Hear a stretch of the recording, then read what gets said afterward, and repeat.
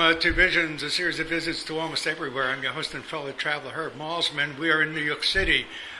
This is New York City Visions, and let me first say hello to John Mayfield in the UK.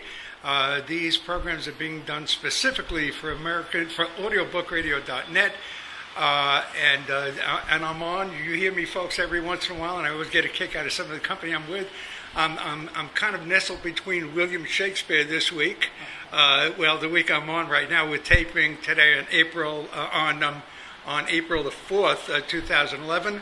And sometimes you lawyers there, sometimes F. Scott Fitzgerald and all these cultured voices, and then all of a sudden Brooklyn pops up in the middle of all of it. Folks, I hope you don't mind Brooklyn in the middle of all that culture. We are in New York City, and we're on East Houston Street, I guess, and Broadway. Right between Houston, East and West. Right between Broadway, Houston, between East and West Houston. We are with a gentleman that I haven't seen since in probably 30 some odd years now. Close to 30. I had a radio program in New York City on WMCA Visions, also this sort of thing on location. And Sam Schwartz was the traffic commissioner at that point. And he would do a once a week or once every once in a while, at least once a week anyway. Once a week. He'd go out, and you called it a towaway. But a blitz. We would blitz all the illegal parkers. Right. We went out, and I was with you in the limo, and I guess it was a limo we were in. Well, it was a Fury, Pontiac Fury, but it was a black car. Yeah. Okay, it was a black car, and you just blitzed folks, and gave out towed people. We had all these tow trucks behind us, and we interviewed as we went along, and you were kind of pointing out cars to tow away. First of all, how did you know which cars you towed away? Did they have tickets on them? How did you know that? Were they coming up in a? How did that happen? And hi, GridLock Sam Schwartz. Hello, and tell us how did you know what cars to pick up? Well, first of all, I was in charge of all engineering for New York City, all the traffic engineering, but I also had the pleasure of being in charge of all the uniformed traffic officers. So I had over 3,000 officers who reported to me, and once a week, it wasn't good enough to just sit in my office, but once a week I'd go out into the field with tow trucks behind me and ticket writers, and my driver was a peace officer, and we would look at cars, and if they were illegally parked, and the majority of cars in Manhattan are illegally parked because there is no on-street parking in Midtown Manhattan. So it's very easy to spot them.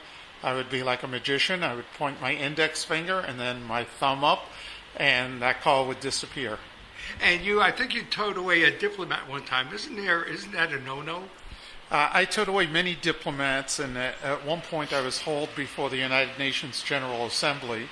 Our State Department had gotten complaints, and I appeared, and I was told the best attended General Assembly session, and there were the Arabs pouring tea for the Israelis, and the Russians in Afghanistan getting along with each other, who at the time were at war, and I brought unity to the world.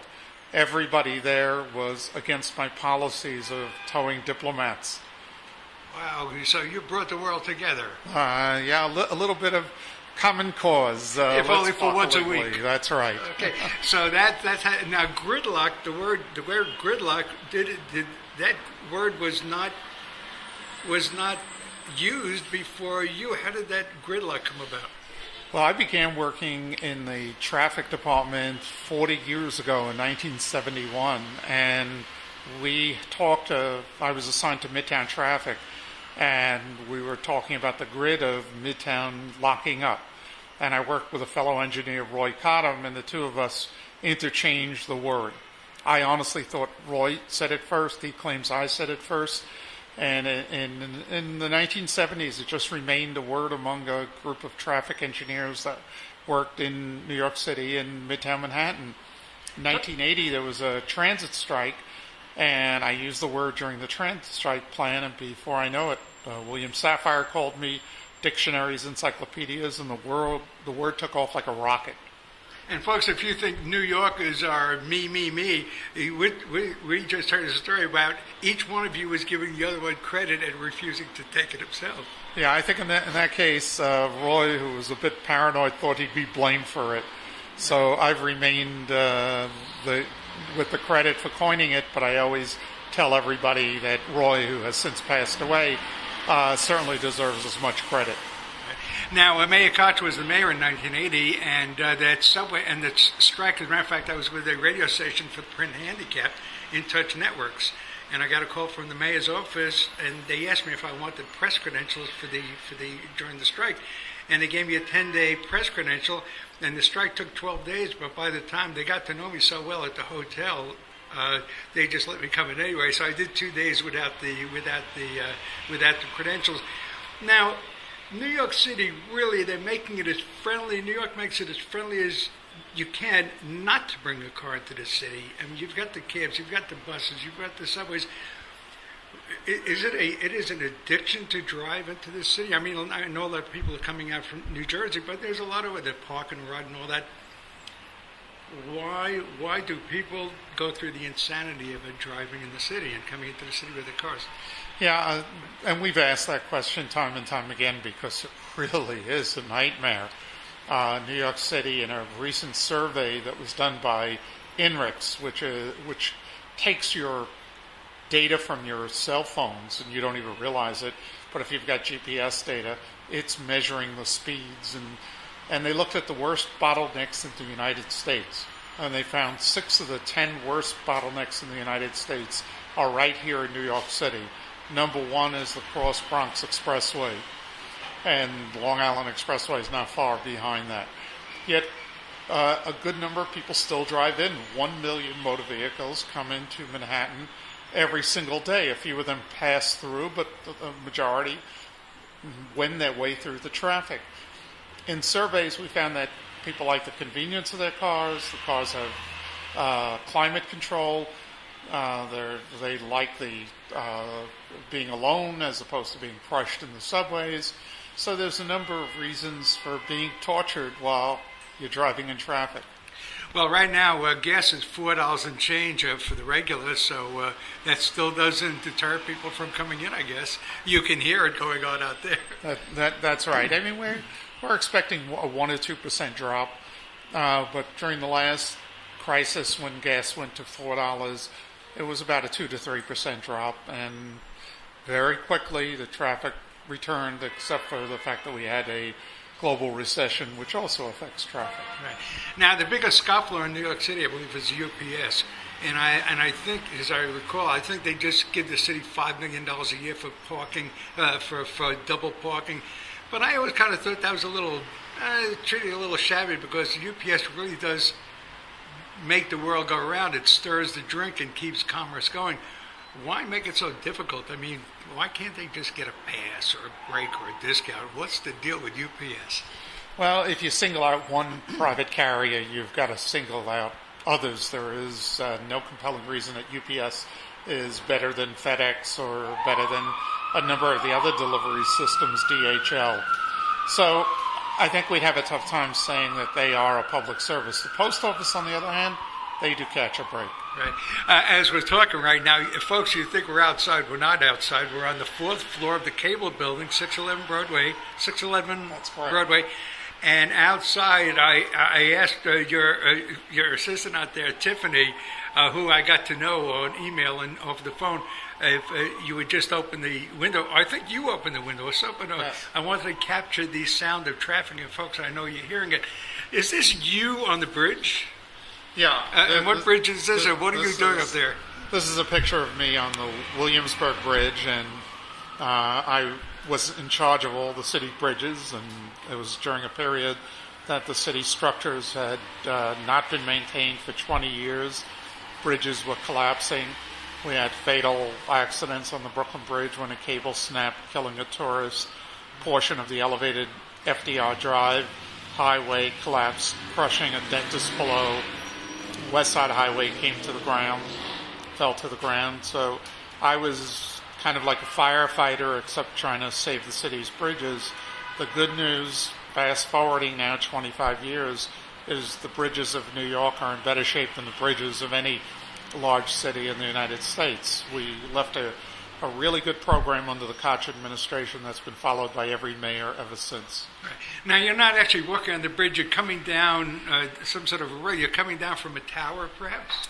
Yeah, in this photo, they... Are you strapped in, by the way? No, well, at some points, but when this photo was taken in 1986 or 1987, the Williamsburg Bridge was in such bad shape that it didn't matter if you were strapped in or not, because it was being strapped into things that weren't holding together very well. So I'm walking on one of the cables. The cables are made up of 7,696 wires, but essentially it's a 19-inch tightrope that I was walking, because I love to walk up and down those cables. I probably wouldn't do it today, and today would be safer because there are guide wires that are really firm and could support you should you slip. In those days, I was much younger and a little more reckless, and I just used to scale the bridges as if they were mountains. One of the great views anywhere is the top of the towers at Brooklyn Bridge. Right at the top, you see the flag up there, the American flag, and right at the top, describe that. And have you been up the top of the Brooklyn Bridge? Yeah, I've been on the top of all the city bridges, and the Brooklyn Bridge is absolutely terrific, and the views that you get, of course, in those days it included the World Trade Center and the skyline of New York. But it's kind of amazing to be about 300 feet up, and there are no buildings to block your way because you're in the middle of the river. I own the Brooklyn Bridge, and if I had known that you'd been up there, I should have been charging money for folks to get up there. I'm an owner. All right. Are you an owner? We're going to pay the tolls. You bought one also. Okay. I bought the bridge. I'm a seller. Okay. Now, the last time I saw you, you had a dark beard. Yes. And you had darker hair. And I don't know, I always look my age, this age anyway. So since I saw you in that towaway blitz, I'm pretty sure it's and I had a listener call to say that's exactly what I wanted to hear at 7 in the morning on the air as people being towed away. I got a great reaction on that. Between the dark beard and the dark hair and a little less weight, what have you been up to since those days? Well, I left city government in 1990, and I started writing a column for the New York Daily News, and it's now 21 years that I write the column. In 1995, I started my own consulting company, Sam Schwartz Engineering, and we now have about 100 people in 6 different offices, and I'm just having a ball working for government or working for the private sector. I do a lot of traveling, and there's no shortage of GridLock, so there's no shortage of a need for my services. Do you you really live on GridLock? I mean, your GridLock is your meat. It's your meal. It's your meat and potatoes. What if GridLock went away tomorrow? It won't do it, but where do you integrate? I mean, GridLock, you have made a quality reputation on solving gridlock. Yeah, I'm not worried about it going away, and that's why we're being invited. I've been invited to Moscow to help them solve their traffic problems. I'm on my way to LA in a few days to help them solve their traffic problems, and even in the island of Aruba, helping them solve some of their problems. So the demand for our services is great, and it's all over the world. And we're the biggest advocate for transit, because we think you need to get fewer cars, and we think we have to worry about our planet, and we can't rely on burning fossil fuels the way we have. It's put us in precarious positions in the Middle East and other places. So we have to start thinking about using alternative modes of transportation, and that's one of the things I do when I go visit a lot of other countries, although sometimes it's hard. If you go to Beijing today, you'll see that they did away with a lot of their bike lanes and turned them into car lanes.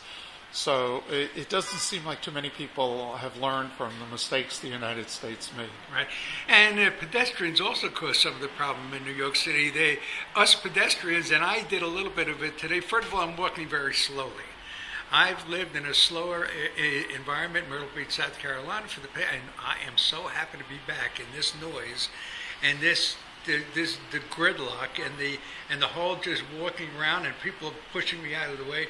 I've gotten used to walking slowly, and you really can't do it, And if you're coming up a flight of steps and you're on the left rather than the right, no, that's not the way you do it. We pass on the right. I think you pass on the right here, right? That's correct. In America, but I'm getting used to the pass on the right again.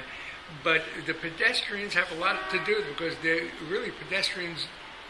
And I'm guilty of the same thing. We tend not to look at traffic lights. We tend to be walking across the street, making traffic yield to us a little bit, which isn't the way it is, or it should be. Ambulances trying to get through. I mean, it's just, they really have to start early to get to an emergency on time. Again, the pedestrians have a lot of say in the problems here in traffic. Sure, New York is a walking city, so New Yorkers, for us, it's a form of transportation.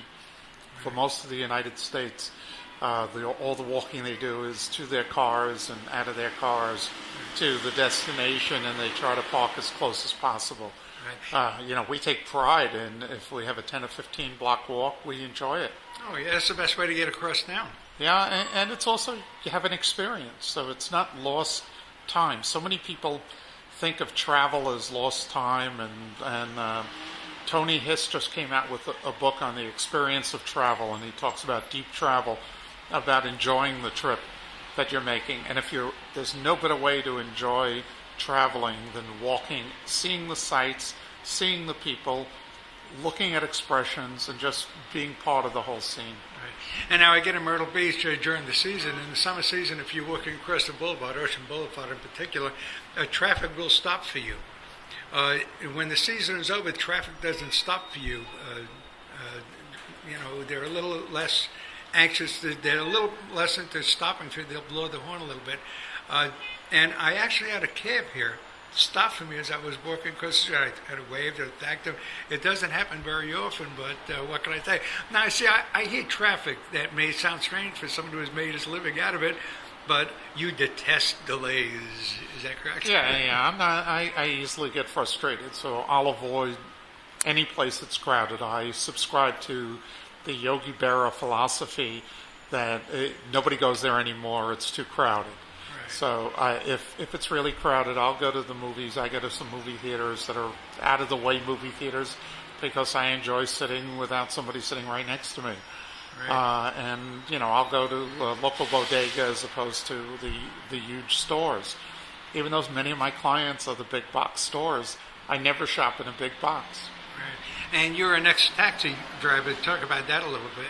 Yeah, I drove a cab on and off for about 5 years, and it was while I was going through college and after graduate school. It was a tough market, so I didn't land a job for about 4 months, and it was an experience. I appreciate what cabbies do and how hard it is to work. They're working people, and the instructions that they get from the passengers are often incorrect.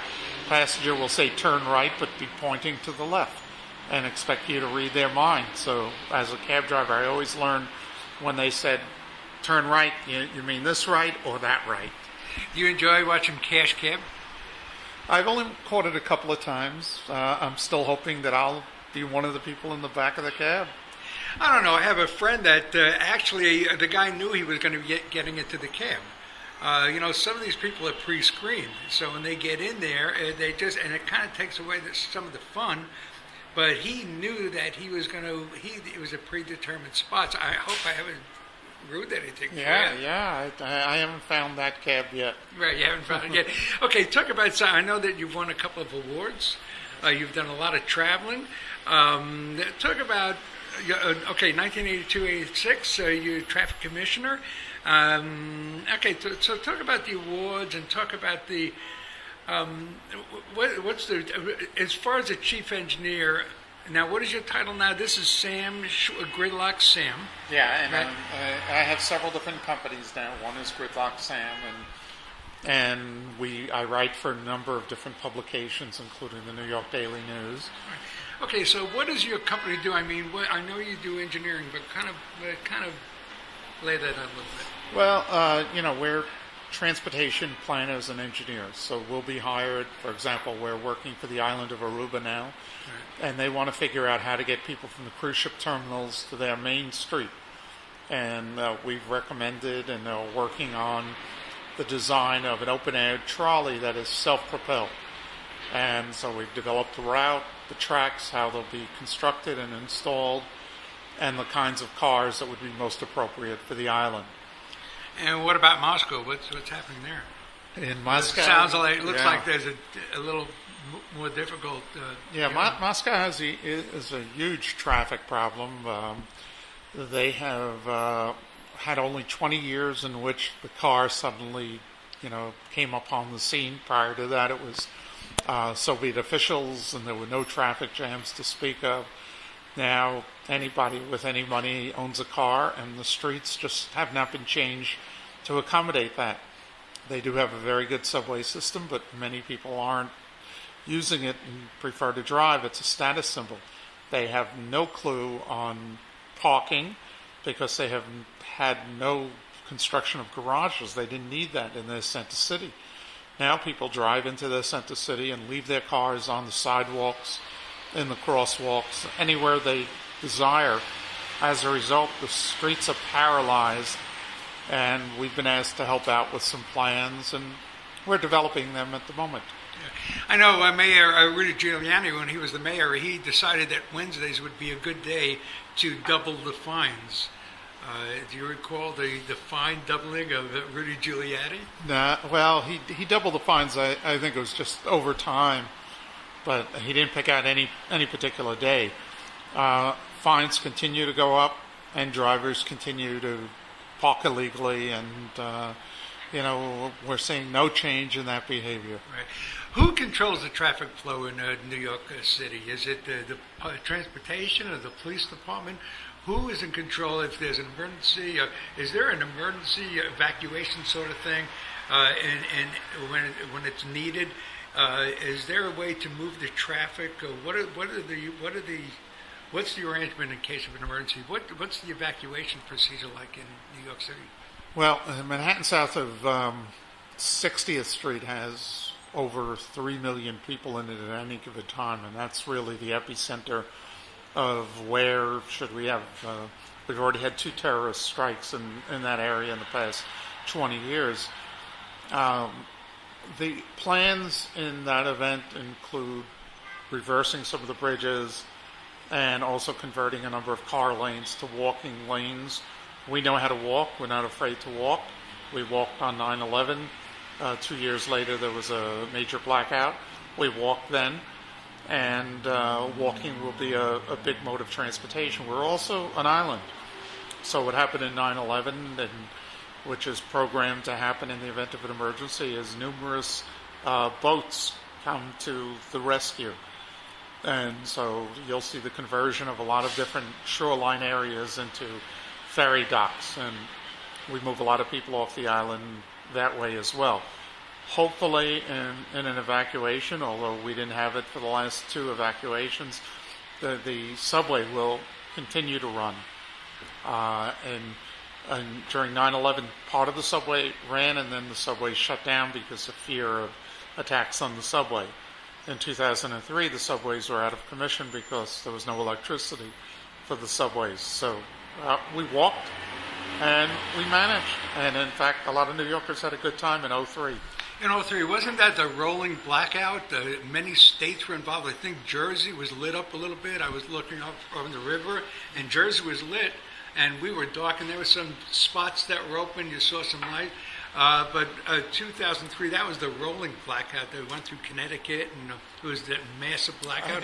It was massive. I think parts of Canada, I think from Ohio to New York. We were totally blacked out, and so there were no subways, there were no lights, refrigerators weren't working, restaurants opened and just took out all their food that would have gone bad and started feeding people, and it was actually a festive atmosphere, if you could believe it. People were eating by candlelight out on the streets of New York. It was a very hot August day. Oh yeah, I was down at Tribeca in the actually Zone 1, the Zone A, Zone 1 of World Trade Center 9/11, right. The World Trade Center area. And Bazzini's down there. I mean, they were giving away their ice cream. We were just enjoying the ice cream. And my friend's wife worked with the MTA, and eventually I was living in Williamsburg, and I figured, well, I'm just going to wait around, and the trains are going to start running, and all that. But then she explained to me, no, they don't start running right away. They have to check all the tracks. They have to go through this whole thing. So I started walking. I walked over the Williamsburg Bridge, and I mean, people were pretty festival. Yeah, you know how to walk. You're a New Yorker. We're not afraid. Our feet work. Yeah. And it's the form of transportation Homo sapiens have had for 5 billion years. And we can do it. Yeah, and I know that Ed Koch was the great, in 1980, Ed Koch was the great rallier. You know, that was his finest moment, I think, the 1980 blackout. The transit strike. Yeah. Because he was going out to the bridges, and it was, come on, folks, let's walk. He was and I think a style came out of that. Sneakers, taking your shoes, putting them in a bag, and people started walking to work, and really that proved to a kind of a benchmark for people walking. All of a sudden, they were walking. I mean, I remember walking Brooklyn Bridge as a kid all the time, but that it became in style to wear your sneakers with your suits and your dresses, and you wore sneakers, and when you got to work, you kind of switched over. 2011, and sometimes you lawyers there, sometimes F. Scott Fitzgerald, and all these cultured voices, and then all of a sudden Brooklyn pops up in the middle of all of it. Folks, I hope you don't mind Brooklyn in the middle of all that culture. We are in New York City, and we're on East Houston Street, I guess, and Broadway. Right between Houston, East and West. Right between Broadway, Houston, between East and West Houston. We are with a gentleman that I haven't seen since in probably 30 some odd years now.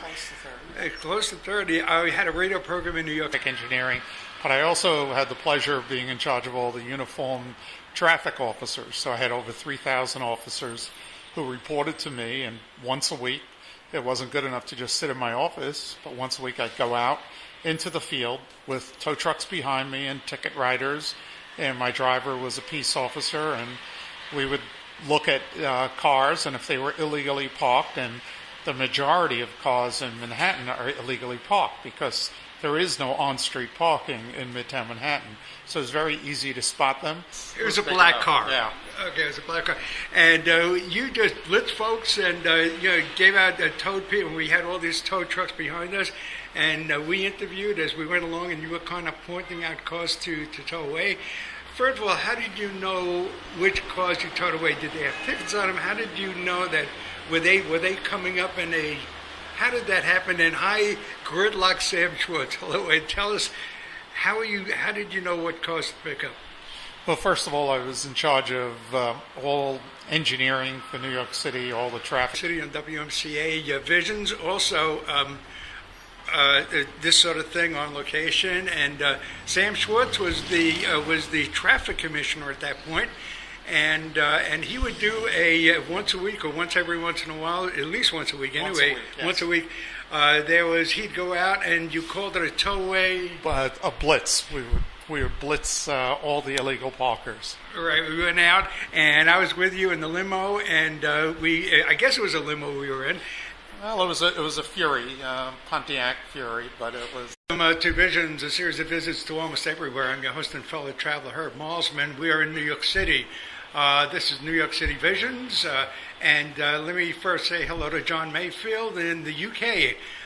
These programs are being done specifically for audiobookradio.net, and I'm on. You hear me, folks, every once in a while, and I always get a kick out of some of the company I'm with. I'm kind of nestled between William Shakespeare this week. The week I'm on right now, we're taping today on April the 4th.